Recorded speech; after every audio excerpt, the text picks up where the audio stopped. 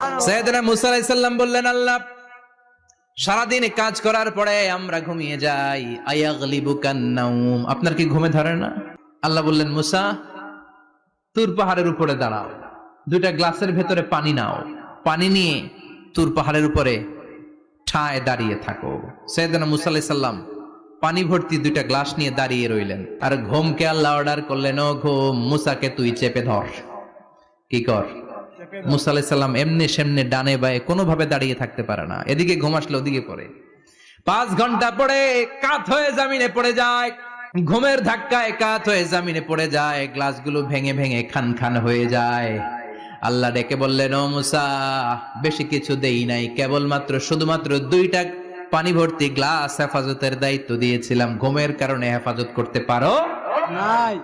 মাত্র 2টা গ্লাস, ঘুমের কারণে বাঁচাতে পারো নাই। আমি যদি এরকম ঘুমিয়ে